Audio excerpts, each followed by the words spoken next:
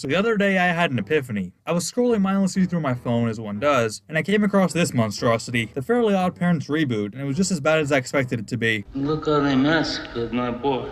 Mindless drivel plot lines, flashy art style, and an overt unfaithfulness to the source material. And I realized, these phenomena are not unique to the Fairly OddParents. These symptoms carry on to many remakes and reboots that have sprouted from Hollywood in the last few years, whether it's animated or live action, movie or TV show. And if this were just a one-off thing in media, I probably wouldn't be making this video, but this is a repeated cancer that is spreading to more and more properties, and is only destructive in nature. And so I gotta take the mantle and expose just what makes these properties so inherently bad. Let's go.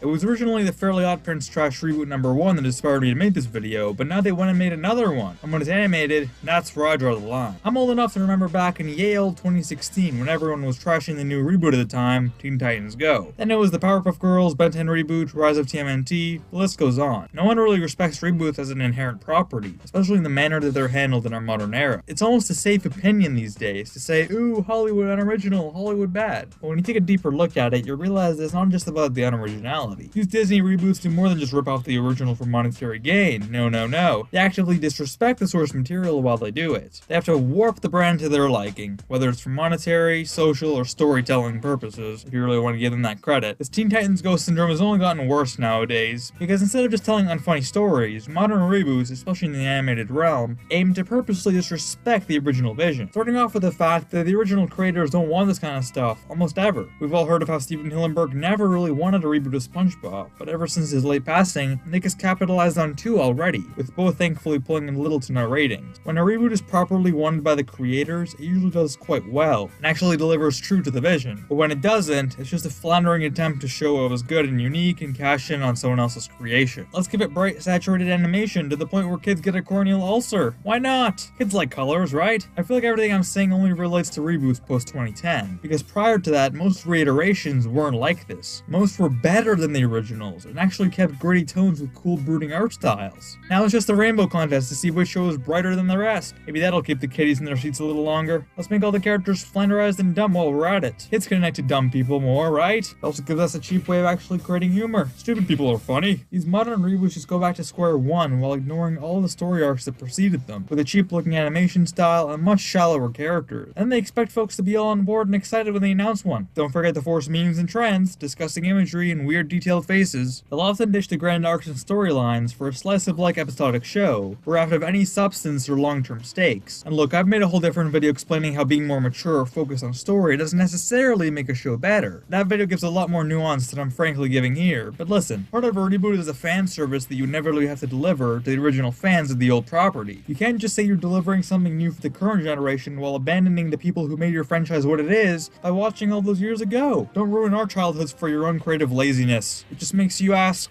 why? Not to mention how they unnecessarily have to, all of a sudden, change everything about the show. I mean, no one wants to talk about it, but the current bandwagon is the whole race swapping thing that they'll have to do with animated characters. April O'Neil, Timmy Turner, Velma, etc. Then there's the whole voice actress thing. Remember when Hank Azaria was shamelessly ousted from playing Apu in The Simpsons because he wasn't the race of the character? Because I do. It's almost like actors are supposed to portray things that they're not. Here's another shocker. This guy is actually not an anthropomorphic sponge. I mean, it's not just Azaria. This happened to Mike Henry too for playing Cleveland Brown. Alison Brie literally apologized for playing Diane from BoJack because the character was Vietnamese. Oh, so if a Vietnamese person has to voice that character and she feels so sorry about it, will she donate all the money she made on that show to Vietnamese charities? Or no, is it just a bunch of false outrage for a non-issue no one genuinely cares about? When everything is racial, that's the only thing I can see when watching. I never saw Blade as a black character, or Cyborg, or Gerald, or Static Shock. A lot of my favorite characters are people of various ethnicities and racial tones. The black female Timmy Turner is clearly just a cheap attempt to reboot this property without any other significant pitches for change. I mean, for the diversity folks, there must be a point where this hurts the cause more than it helps it. And this video isn't just about the new race swapping phenomenon, but it's an extremely prevalent symptom of a larger issue, which ties into the lack of respect for staying faithful to the original property. Maybe Butch Hartman wants Timmy to be race and gender swapped, which is why he has absolutely no direct involvement in the creative department of the project. I find that unlikely. It's absolutely insulting to ruin a person's original vision of a character just because people want to see themselves on screen. These people are too uncreative to create their own original stories, so they need to ruin existing stuff to be able to call themselves inclusive and hip with the times. This absolutely also hinders hinders the story and episode quality, as the main selling point here is the obvious element that's right in front of us, but no one's allowed to acknowledge it for some reason. I mean, watch a single episode of Rise, A New Wish, Patrick Star, or Camp Coral, and you'll see that. Even those shows are unfaithful to the source material. It's not just about the race swapping issue. Being unfaithful has different forms, and the reason I focus on that issue is because it's the most prevalent at this point in time. Maybe 10 years ago, the discussion was about a completely different form of unfaithfulness. Still, some shows suffer from that. I mentioned SpongeBob, there are plenty of other examples. I just despise seeing a person's work be disrespected when they likely sacrificed like hell to turn into a reality. And some studio exec can just demand a reboot of it for ratings, and completely change the original character into something just to appeal to the bandwagon. In live action, you could claim that the actor's audition and skill level determine who gets the role, and that would be fair, but it's totally different with an animated character made of pixels, although even that's under question these days when the new Snow White or Ariel can't even sing but are preferred over tons of other actors. I don't know, am I crazy? I feel like I'm living in the Emperor's New Clothes. People just disagree with this because it's the right thing to say or whatever, but most people would probably agree with these common sense points deep down. When a character is good, race shouldn't matter, nor should the new spin you put on the character, whether it's a gimmicky change in the age, the gender, the design more broadly, or their persona and attitude in a larger sense. Even things like the Lion King remake piss me off because they clearly capitalized on this and it worked by turning one of the greatest animated films in the 90s into a National Geographic documentary with the occasional reminder that it is in fact a Lion King reboot. When they're more faithful to the source material like Cinderella or Beauty and the Beast, it doesn't bother me as much. But I don't think Rob Minkoff and Roger Allers crafted the 94 masterpiece with their own hands just to expect it to get a live action CG remake when it's pretty much 100% animation or portraying real animals for some reason. God, it's all so stupid. Anyway, can't wait to see a Static Shock or Spawn movie, and while they're at it, it wouldn't hurt to race swap one more movie, would it?